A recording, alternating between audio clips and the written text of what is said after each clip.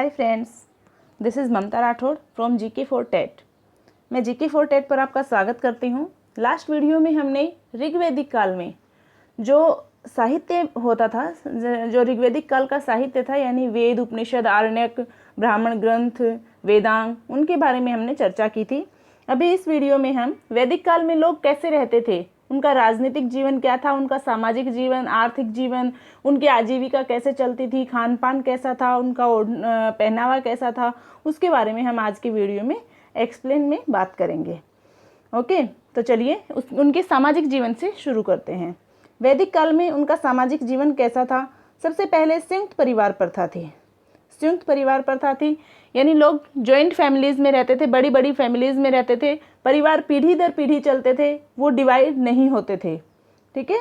दूसरा जो था वो था पुरुष प्रधान व्यवस्था थी। पुरुष उस परिवार में मुख्य भूमिका में होता था, पुरुष प्रधान होता था। ठीक है, जो मुखिया होता था वो परिवार का पुरुष होता था। दूसरा, जो सबसे बड़ा पुरुष होता था घर का, जो सबसे बड़ा पुरुष होता था उम्र में, वो उस परिवार का मुखिया होता था। तीसरा जो था वो दास प्रथा प्रचलित थी। दास प्रथा प्रचलित थी, लेकिन दासों में अधिकतर जो था वो महिलाएं थी। उनको घर के घरेलू कामकाज के लिए रखा जाता था, और दासों के साथ ऐसा नहीं था कि बुरा बर्ताव किया जाता था। दासों के साथ में अच्छा व्यवहार किया जाता था और इसी को अच्छा माना जाता था। जो फोर्थ पॉइंट है वो है 16 संस्कारों का जीवन में बहुत महत्व था। जीवन में श्रेष्ठ गुणों को पैदा करने के लिए 16 संस्कारों का महत्व बताया गया है। हम 16 संस्कारों के ऊपर एक अलग से वीडियो बनाएंगे, क्योंकि ये वीडियो बहुत लंबा हो जाता अगर इसमें ही एक्सप्लेन किया जाता तो, इसलिए 16 संस्कारों का महत्व था। नेक्स्ट पॉइंट है वसुधैव कुटुंबकम की भावना थी। लोगों में वसुधैव कुटुंबकम, यानी पृथ्वी पर जितने भी लोग हैं वो सभी एक परिवार हैं, ऐसी भावना वहाँ उस वक्त के लोगों में थी, ऋग्वैदिक सभ्यता के लोगों में। जो नेक्स्ट पॉइंट है वो है आश्रम व्यवस्था। आश्रम व्यवस्था प्रचलित थी, यानी एक व्यक्ति के जीवन को 100 वर्ष का माना गया था, और 100 वर्ष के जीवन को 4 भागों में अलग अलग से डिवाइड किया गया था कि कौन सी उम्र में व्यक्ति को क्या कार्य करना चाहिए, उसे ही आश्रम व्यवस्था कहा गया था। तो आश्रम व्यवस्था के बारे में हम नेक्स्ट एक्सप्लेन करते हैं। आश्रम व्यवस्था जो थी उसका जो सबसे पहले उल्लेख मिलता है वो मिलता है छांदोग्य उपनिषद में। ठीक है, छांदोग्य उपनिषद में मिलता है, लेकिन छांदोग्य उपनिषद में सिर्फ 3 ही मिलते हैं। 3 आश्रमों के बारे में ही बताया गया है। पहला ब्रह्मचर्य आश्रम, और गृहस्थाश्रम, और वानप्रस्थाश्रम। ठीक है, उसमें चौथे आश्रम के बारे में नहीं बताया गया है। लेकिन जो पूर्ण 4 आश्रम है, पूर्ण रूप से जाबालोपनिषद में इसके बारे में बताया गया है। जाबालोपनिषद में बताया गया है। पहला जो था वो ब्रह्मचर्य आश्रम माना गया है। 0 से यानी जन्म से लेकर के 25 वर्ष की आयु तक का जो आश्रम होगा व्यक्ति का, वो ब्रह्मचर्य आश्रम होगा। ब्रह्मचर्य आश्रम की शुरुआत होती थी उपनयन संस्कार से। उपनयन संस्कार का अर्थ होता था गुरु के पास जाना। ठीक है, उस बच्चे का मतलब 5 वर्ष की आयु में, 6 वर्ष की आयु में, जैसे क्षत्रियों में होता था 11 वर्ष की आयु में, वैश्य में होता था 12 वर्ष की आयु में, ब्राह्मण होता था वो 9 वर्ष की आयु में, उनका उपनयन संस्कार कर दिया जाता था और उन्हें गुरु के आश्रम में भेज दिया जाता था। उसी को मतलब गुरु के आश्रम में भेजना ही उपनयन संस्कार था। ठीक है, गुरु के पास ले जाना शिक्षा दीक्षा के लिए। तो यहाँ से उपनयन संस्कार से इस ब्रह्मचर्य आश्रम का प्रारंभ माना जाता है। दूसरा, इसका समापन होता था समावर्तन संस्कार से। समावर्तन संस्कार से जब वो शिक्षा उनकी पूर्ण हो जाती थी गुरुकुल में रह करके, उसके बाद जब वो वापस अपने घर लौटता था तो वहाँ तब एक संस्कार किया जाता था जिसे समावर्तन संस्कार कहा जाता था। तो उससे इसका समापन होता था। नेक्स्ट जो है वो है गृहस्थ आश्रम। दूसरा जो आश्रम आता है वो गृहस्थ आश्रम आता है। गृहस्थ आश्रम की उम्र मानी गई थी 25 वर्ष से 50 वर्ष। 25 वर्ष से 50 वर्ष इसकी उम्र मानी गई, और इस आश्रम को संसार की रीढ़ की हड्डी कहा गया। रीढ़ की हड्डी माने आधार माना गया, यानी जितने भी आश्रम हैं वो गृहस्थ आश्रम पर आधारित हैं। ठीक है, यानी ब्रह्मचर्य आश्रम कैसे आधारित हुआ इस पर, गृहस्थ आश्रम पर। अगर एक व्यक्ति गृहस्थी नहीं बसाएगा, बच्चे पैदा नहीं करेगा, तो मतलब उनका आगे पीढ़ी दर पीढ़ी ये संस्कार कैसे चल पाएंगे।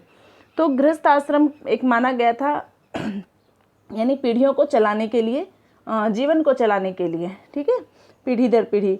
दूसरा जो वानप्रस्थ आश्रम था उसमें भी गृहस्थ आश्रम को माना गया है कि एक व्यक्ति मतलब गृहस्थ आश्रम जो वानप्रस्थी थे, जो सन्यास वाले थे, जो सन्यासी थे, उन लोगों को वो भिक्षा देते थे, ठीक है, भिक्षा देते थे या फिर उनकी किसी भी तरह से सहायता करता था, गृहस्थी जो होता था वही।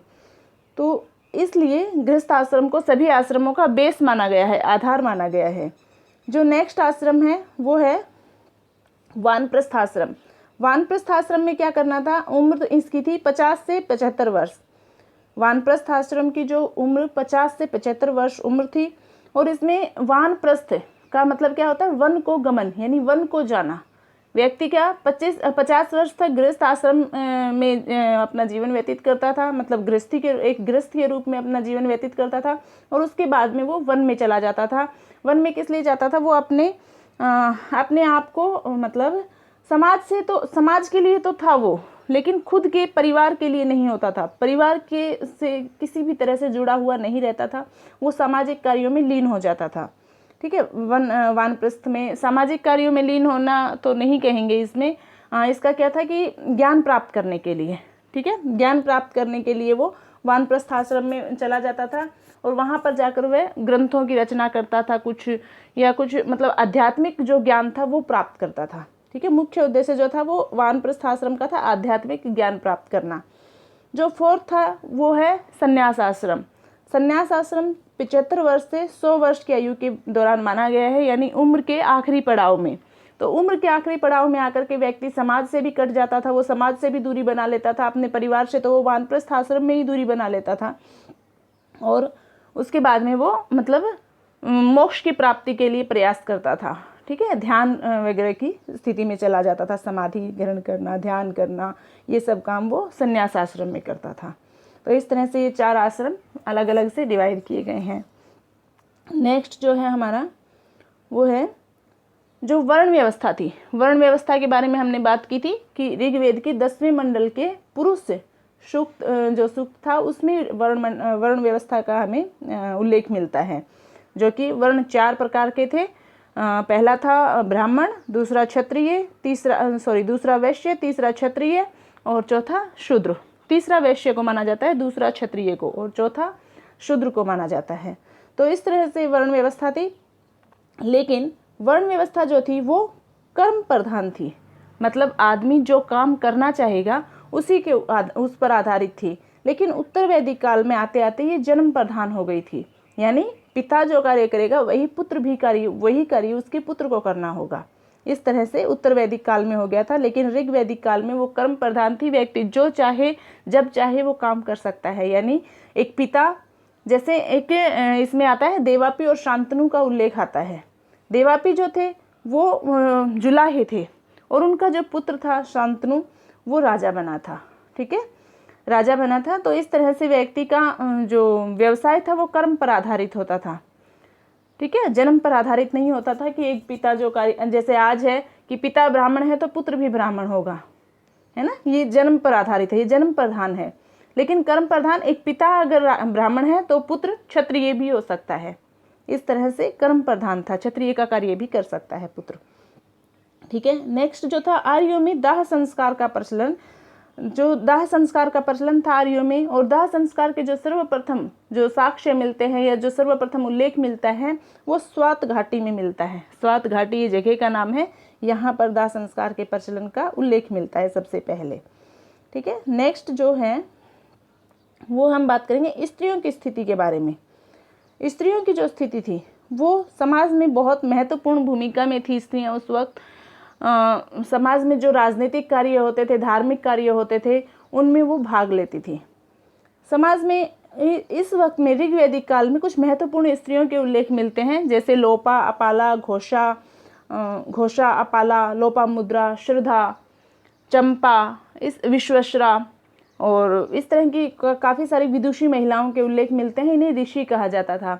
इन्होंने काफ़ी सारी ऋग्वेद की ऋचाओं की मतलब ऋग्वेद की ऋचाओं की रचना की थी, और इन्होंने कई बार शास्त्रार्थ में पुरुषों को भी पराजित किया था, इसलिए इन्हें ऋषि कहा जाता था। ये बहुत विदुषी महिलाएं हुई हैं उस वक्त में, ऋग्वैदिक काल में। दूसरा जो ऋग्वैदिक काल में स्त्रियों के बारे में कहा जाता है कि बाल विवाह का प्रचलन नहीं था उस वक्त, और सती प्रथा का भी प्रचलन नहीं था।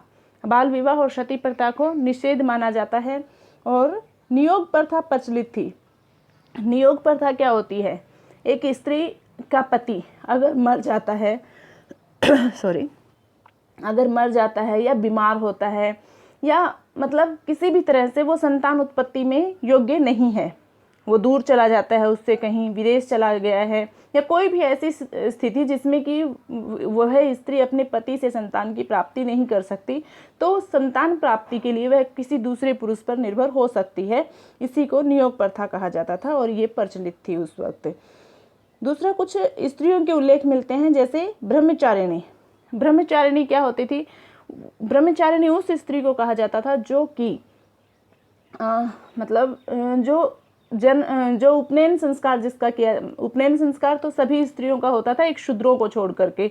ब्राह्मणों में और क्षत्रियों में, वैश्यों में स्त्रियों को भी उपनयन संस्कार का अधिकार प्राप्त था, और शूद्रों में उपनयन संस्कार का अधिकार ना स्त्रियों को प्राप्त था ना पुरुषों को प्राप्त था। तो जो ब्रह्मचारिणी उस स्त्री को कहा जाता था जिसका उपनयन संस्कार होता था, और उपनयन संस्कार के बाद वह गुरु के आश्रम में रहकर शिक्षा दीक्षा प्राप्त करती थी, और एक निश्चित आयु होने के बाद में निश्चित आयु नहीं, वो मतलब ताउम्र गुरु के आश्रम में रहती थी और शिक्षा दीक्षा प्राप्त करती थी। ठीक है, उसे ब्रह्मचारिणी कहा जाता था। ये विवाह नहीं करती थी। दूसरा जो था सद्योवधू। सद्योवधू का क्या मतलब था कि एक निश्चित आयु तक किसी स्त्री ने शिक्षा ग्रहण की और उसके बाद में गृहस्थ आश्रम में प्रवेश कर लिया, तो उसे सद्योवधू कहा जाता था। जो तीसरी थी वो थी अमाजू। अमाजू का मतलब कुछ स्त्रियां ऐसी थी जो कि विवाह नहीं करती थी, ताउम्र उन्होंने विवाह नहीं किया, लेकिन वो ब्रह्मचारिणी नहीं रही। ठीक है, ब्रह्मचारिणी ना होना लेकिन विवाह भी ना करना, ऐसी स्त्रियां अमाजू कहलाती थी। दूसरी थी पुनर्भू। पुनर्भू का मतलब था जो विधवा विवाह जिनका किया जाता था, जो विधवा हो जाती थी और उनका पुनर्विवाह कर दिया जाता था, उन्हें पुनर्भू कहा जाता था। तो ये ऋग्वैदिक काल में स्त्रियों की स्थिति थी। ऋग्वैदिक काल में स्त्रियों की स्थिति काफ़ी अच्छी मानी जाती है, लेकिन उत्तर वैदिक काल में आते आते स्त्रियों की स्थिति में काफ़ी गिरावट आ गई थी। स्त्रियों की स्थिति अच्छी नहीं मानी जाती है उत्तर वैदिक काल में। ओके, नेक्स्ट है राजनीतिक व्यवस्था, कि ऋग्वैदिक काल में राजनीतिक व्यवस्था कैसी थी। जो राजनीतिक जीवन का मूल आधार जो था वो कुटुंब माना जाता है, यानी कुल भी कह सकते हैं, कुटुंब भी कह सकते हैं, वो माना जाता था। और कुटुंब से बड़ा जो होता था वो ग्राम होता था, ग्राम से बड़ा विश्व होता था, विश्व से बड़ी जो इकाई थी वो जन होती थी, और जन से बड़ी इकाई राष्ट्र होती थी। तो सबसे पहले देखिए, ऋग्वैदिक काल में जो राष्ट्र है उसका सिर्फ एक बार उल्लेख मिलता है। राष्ट्र शब्द का उल्लेख सिर्फ एक बार मिलता है, और विश्व जो शब्द है उसका उल्लेख 275 बार मिलता है, 275।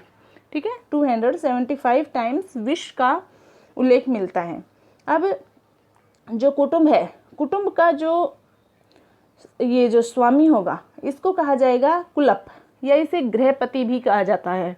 ठीक है, कुटुंब के स्वामी को कुलप या गृहपति कहा जाता था। ग्राम के स्वामी को ग्रामपति, विश्व के स्वामी को विश्वपति, और जन के स्वामी को राजन या गोप्ता भी कहा जाता था, गोप्ता या राजन। ठीक है, वो अपने कुल का स्वामी होता था। जो राजा था वो मतलब कुल का मतलब कबीले का स्वामी होता था, युद्ध का स्वामी होता था। युद्ध में इसकी जो मुख्य भूमिका होती थी, राजा होता था ये जन का, तो इसे जनस्य गोप्ता भी कहा गया है। ठीक है, जनस्य गोप्ता, इसके लिए एक वर्ड मिलता है जनस्य गोप्ता। ये जनस्य गोप्ता ये शब्द इसके लिए मिलता है, क्योंकि ये अपने कबीले का प्रधान होता था और ये युद्धों का प्रधान होता था। दूसरा जो है वो है राजन। जो होता था ये जन का जो राजा होता था, मुख्य व्यक्ति होता था, उसको सर्वोच्च अधिकारी माना जाता था। उसमें समस्त शक्तियां उसी में केंद्रित होती थी, यानी वो जो भी फैसले वो लेगा वही सर्वमान्य होंगे समाज में, यही उसकी प्रधानता थी। फिर इसमें जो ऋग्वैदिक काल में कुछ मुख्य संस्थाओं के बारे में हमें उल्लेख मिलता है। सबसे पहले थी विदथ। विदथ जो थी वो सबसे पुरानी संस्था मानी गई है, और विदथ में स्त्रियां और पुरुष दोनों बराबरी का भाग लेते थे। ज्ञान सभा होती थी, ये एक तरह से ज्ञान सभा इसे कह सकते हैं। दूसरी थी सभा। सभा के बारे में, इसमें सभा में जो होता था वो मुख्य पदाधिकारी और विद्वानों की बैठक होती थी। इसमें स्त्रियां भाग नहीं लेती थी, नहीं सॉरी, सभा में स्त्रियां भाग लेती थी और इन्हें सभावती कहा जाता था। ठीक है, सभा में स्त्रियां भाग लेती थी और इन्हें सभावती कहा जाता था। ये मुख्य पदाधिकारियों और विद्वानों की बैठक होती थी। जैसे कि आज के समय में जो राज्यसभा की जो भूमिका है वही इस सभा की भूमिका होती थी। और इसके सदस्यों को, जो इसके सदस्य होते थे, उन्हें सुजान कहा जाता था। स्त्रियां जो थी उनको जो भी सभा में जो स्त्री भाग लेगी उसे सभावती कहा जाएगा और जो पुरुष भाग लेगा उसे सुजान कहा जाएगा। ठीक है, जो इसका सदस्य होगा उसे सुजान कहा जाएगा। और सभा को अथर्ववेद में नरिष्ठा कहा गया है। ठीक है, अथर्ववेद में सभा को नरिष्ठा कहा गया है। जो दूसरी जो सभा संस्था थी वो थी समिति। समिति का, जैसे आज के समय में जो वर्तमान समय में लोकसभा का जो कार्य है वही समिति का कार्य होता था। समिति जनता के सदस्यों का संगठन होती थी। ठीक है, जो आम जनता की जो एक सभा होती थी वो समिति होती थी। इसमें स्त्रियां भाग नहीं लेती थी। ठीक है, समिति में स्त्रियां भाग नहीं लेती थी और इसका जो अध्यक्ष होता था, समिति का अध्यक्ष, उसको ईशान कहा जाता था। ठीक है, ईशान समिति के अध्यक्ष को कहा जाता था। तो ये तो थी हमारी संस्थाओं के बारे में बातें। और अथर्ववेद में, जो अथर्ववेद जो वेद है उसमें सभा और समिति को प्रजापति की 2 पुत्रियां कहा गया है। ठीक है, प्रजापति की 2 पुत्रियां कहकर संबोधन किया गया है। नेक्स्ट है धार्मिक जीवन, कि ऋग्वैदिक काल में आर्यों का धार्मिक जीवन कैसा था। वो प्रकृति के उपासक थे। ठीक है, प्रकृति के उपासक थे, प्रकृति की पूजा करते थे। जिन प्राकृतिक शक्तियों से उन्हें जीवन शक्ति व प्रेरणा प्राप्त होती थी उन्हीं को देवता के रूप में स्वीकार कर लिया था। जैसे इंद्र, अग्नि, वायु, सूर्य, ये सभी देवता जो कि हमें जीवन शक्ति का भी हमें संचार करते हैं और हमारे लिए प्रेरणा के स्रोत हैं, तो उन्हें ही उन्होंने प्रकृति मान लिया। उन्हें ही उन्होंने देवता मान लिया। तो सबसे जो उनका मुख्य देवता था वो था इंद्र। प्रमुख देवता की भूमिका में इंद्र को माना गया था। इंद्र को पुरंदर भी कहा गया है। पुरंदर यानी किलों को तोड़ने वाला। ठीक है, पुरंदर का जो शाब्दिक अर्थ होता है वो होता है किलों को तोड़ने वाला। तो पुरंदर कहा गया। और दूसरा जो शब्द है इनके लिए, इन्हें युद्ध और वर्षा का देवता माना जाता था। युद्ध के समय पर जिस देवता की पूजा की जाती थी वो इंद्र था और इन्हें वर्षा लाने वाला देवता भी माना जाता था। इंद्र के लिए ऋग्वेद में 250 सूक्त मिलते हैं। ठीक है, ऋग्वेद में इंद्र की स्तुति दूसरे मंडल में की गई है और इसके लिए 250 सूक्त वहाँ मिलते हैं। जो दूसरा प्रमुख देवता था वो था अग्नि। अग्नि को दूसरा प्रमुख देवता माना गया है। तीसरा वायु को माना गया है और चौथा सूर्य को जो स्थान दिया गया है वो चौथा स्थान दिया गया है। शूद्र जो थे ये सभी हैं ब्राह्मणों के, क्षत्रियों के और वैश्यों के देवता।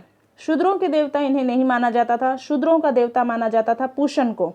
ठीक है, पूषण जो थे वो मवेशियों के देवता थे। मवेशी जो होते हैं, मवेशियों के देवता थे पूषण, तो इन्हें शूद्रों का देवता माना जाता था। नेक्स्ट, आजीविका के साधन क्या क्या थे। ऋग्वैदिक काल में लोगों की आजीविका कैसे चलती थी, वो अपना पालन पोषण कैसे करते थे, वो हैं जो मुख्य हैं वो हैं कृषि, व्यापार और पशुपालन। ठीक है, कृषि, व्यापार और पशुपालन, इन 3 प्रकार से लोग अपनी आजीविका चलाते थे। कृषि जो थी, कृषि में 2 प्रकार की भूमि पाई जाती थी। भूमि को 2 तरह से डिवाइड किया गया था। पहली थी उर्वरा और दूसरी थी खिल्य। उर्वरा का जो मतलब था वो था वो भूमि जो कृषि योग्य है, कृषि करने योग्य है।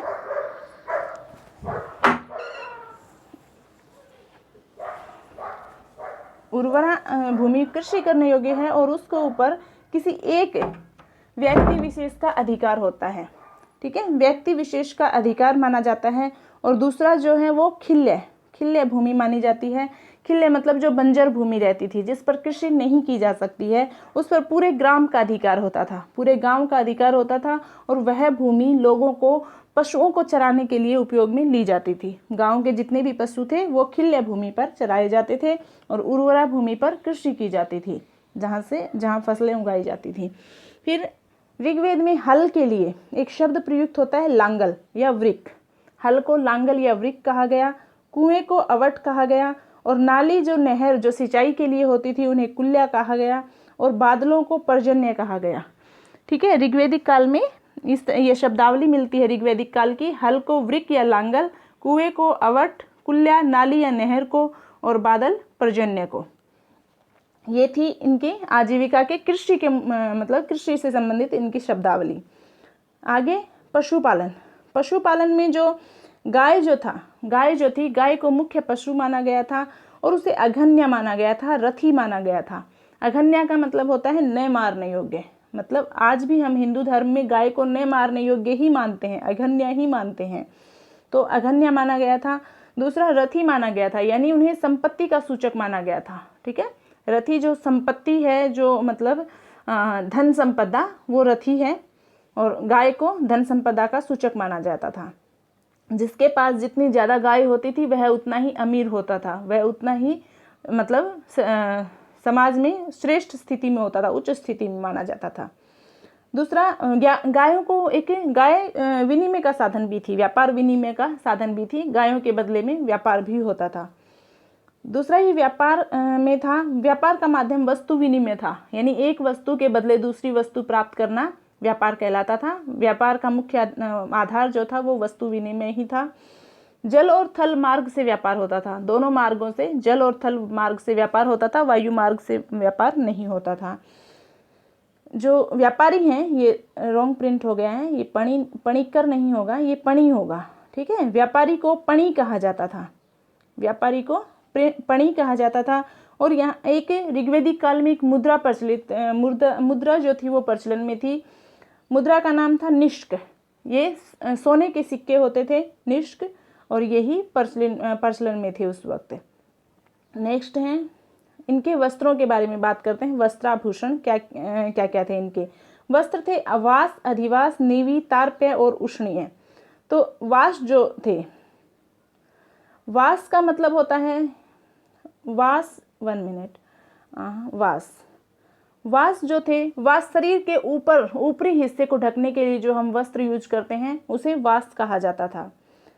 अधिवास जो थे, अधिवास जो शरीर के ऊपर ओढ़े जाने वाले कपड़े थे, जैसे शॉल, चुनरी हम ओढ़ते हैं, उन्हें अधिवास कहा जाता था। और इसमें एक मुख्य द्रापी नाम के एक वस्त्र का उल्लेख मिलता है। द्रापी एक अधिवास था।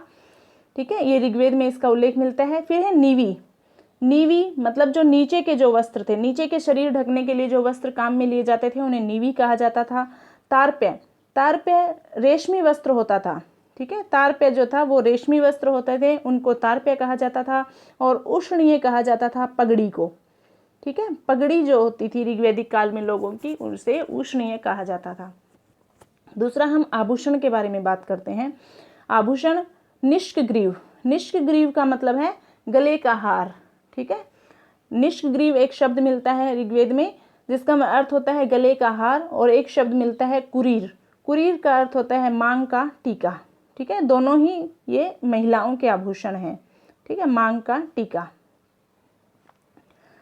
नेक्स्ट, इनके खान पान के बारे में बात करते हैं। ऋग्वेद में लोगों का, आर्यों का खान पान कैसा था?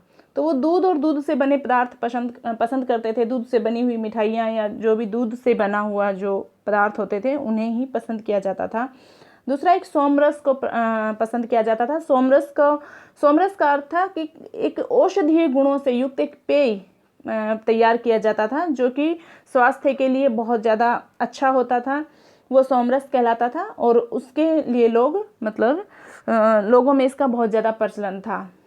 दूसरा, मांस और सुरापान का उल्लेख भी मिलता है ऋग्वेद में आर्यों के द्वारा कि आर्य जो थे वो कभी कभार मांस का और सुरापान का भी प्रयोग करते थे, लेकिन इसे घृणित और त्याज्य माना गया है, मतलब घृणा करने योग्य और छोड़ने योग्य। ठीक है, मांस और सुरापान को ऋग्वेद काल में अच्छा नहीं माना जाता था।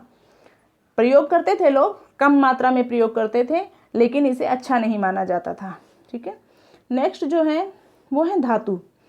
धातु कौन कौन सी प्रचलन में थी ऋग्वैदिक काल में? ऋग्वैदिक आर्य जो थे वो सोना और तांबा, 2 तरह की धातुओं के बारे में जानते थे।